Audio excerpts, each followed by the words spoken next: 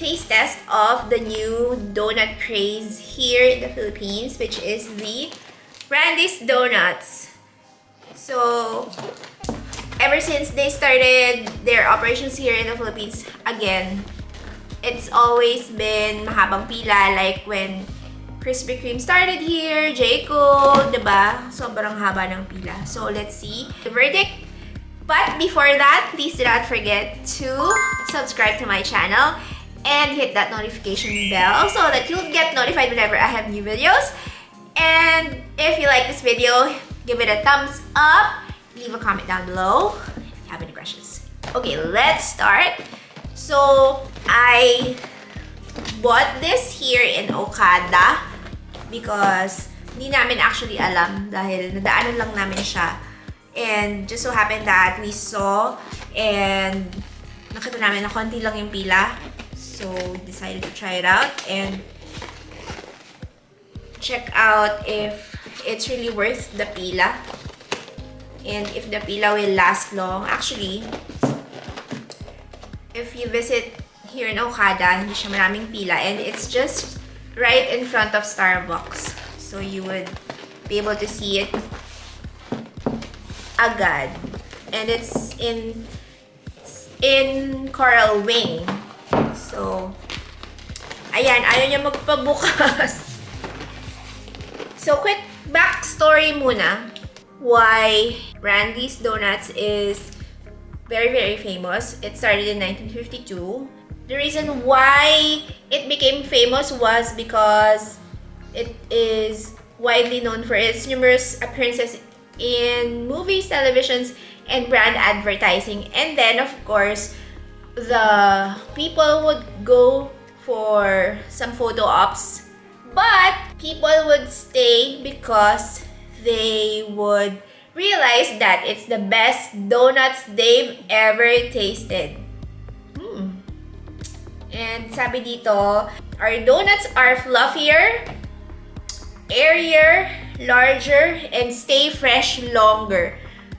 I mean, fluffier, airier, larger. I think medyo totoo siya because medyo malalaki siya yung donuts niya compared sa other brands. And stay fresh longer. So we bought this mga 11 a.m. and now it's 5:30 p.m. So let's see if it's still gonna stay fresh after how many hours? 5 hours? 6 hours na, no? So, let's see. So, this is the box. World famous donuts. And this is the iconic giant rooftop donut that you will see from the movies and sa actual stores nila in the US. So, we got the box of 6 assorted. So, the assorted box of 6 is about 700 pesos. And then the classic box of 6 is 600 pesos. And, let's see. Look at that! Sobrang laki niya. So, I'm ready with my coffee. Black coffee to balance the ina-expect kong sweetness from this donuts. So, these are the flavors that we got. Butternut milk, coffee raised. Look how big this is. Ito yung kamay ko. Ito siya. Nutella raised. Nakalimutan ko na yung tawag, pero this is s'mores. Grabe. Look how big this is. Apple fritters. Ito, grabe, sobrang laki niya. As in, kaya niya i-cover mukha ko. And the bear claw. Look how cute. Bear claw. Okay, this is the exciting part. Time to taste test. Which one first? Doon muna tayo sa feeling ko is medyo hindi masyadong matamis. Let's try the butternut milk. So, they're right. This is bigger than other brands. Airier, fluffier, sabi nila. Fluffier, mukhang naman siyang fluffy. And, let's see.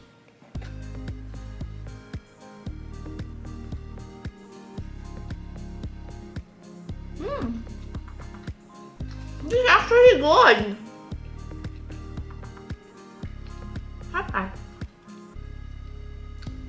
after 6 hours, it still stays fresh. Sarap! Ah! Teka, mag-coffee muna ako.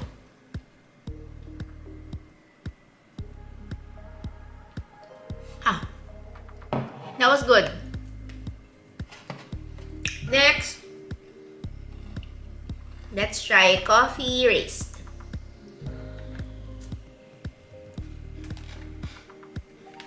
Look how fluffy, oh. See?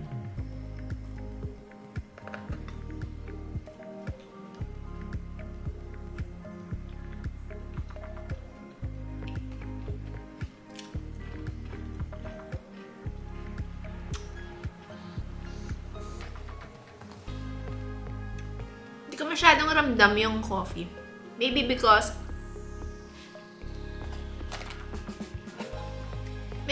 matapang ako mag-coffee. Well, light lang yung coffee flavor niya. But still, it's good. Fluffy pa rin. Next, before mag-low-bat, Nutella raised.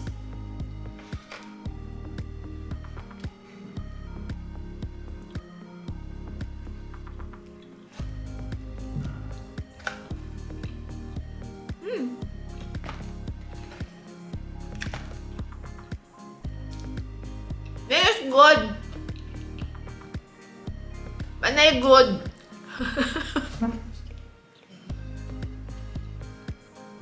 Actually, I was expecting na matamis because of the Nutella, but it's not too sweet.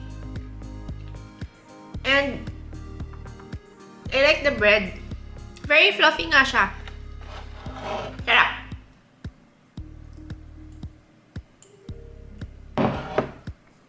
Next! Ang bilis nagmamadali. Kasi mga lobat na ako eh. Apple fritters.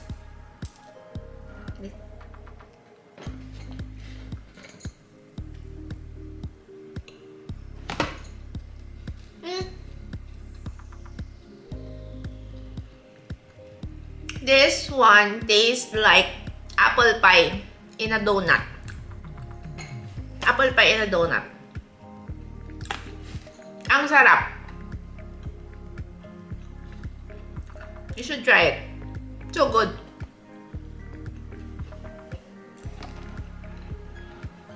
And crunchy siya. And parang I can taste bits and pieces of apple with glaze. Yes, dali ko mag-describe. I'm back. So I switched to my phone because my camera ran out of battery. But we're down to the last two. I don't want to lose momentum. So let's see. Ilalas ko na yung s'mores because I don't really eat marshmallows, but for the sake of this taste testing, I'm gonna try it out. Okay, let's try the bear claw. Let's try the one finger. Oh, ito something inside. What is that? Eh, pero wala siya dun sa, nandito siya sa, what do you call this? Nandito siya sa, wala siya dun sa fingers, nandun siya sa paw. What's this?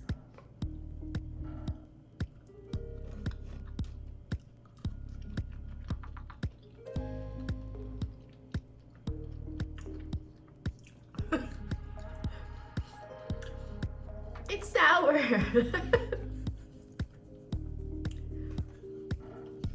Parang apple siya na sour. So, not really into that. Parang, what do you call it? Kasi this one, the apple fritters, it's like, I told you it's like an apple pie with a donut. And it's quite sweet. Sweet nga kasi may glaze siya, diba? This one, parang apple din yung loob. Pero maasim.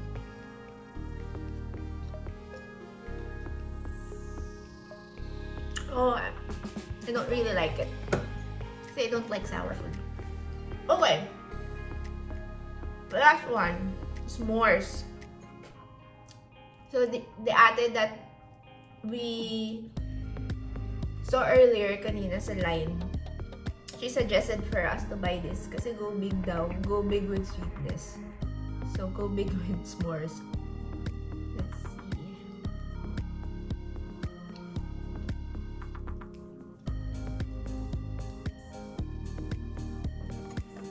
Ta-da!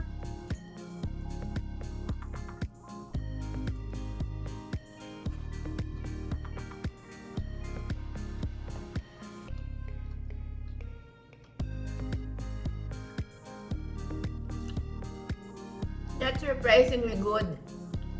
Sarap! Medyo matamis siya.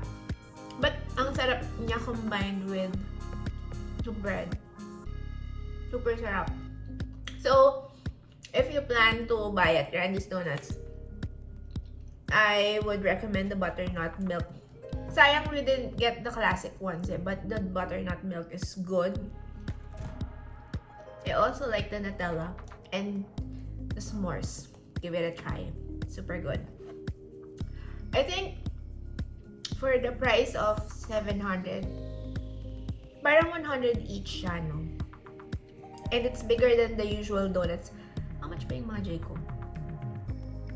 Parang it's almost the same price as the usual brands like Jayco, Krispy Kreme, but you'll get different flavors and bigger serving kasi mas malaki yung bread.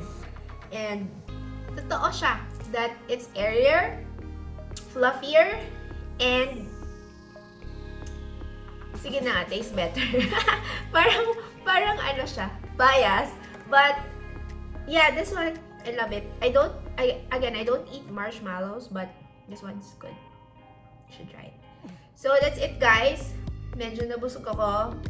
After doing keto for 1 year, now I'm back to eating sweets, real sweets, but it's the holiday season, so balik na lang tayo sa diet by January.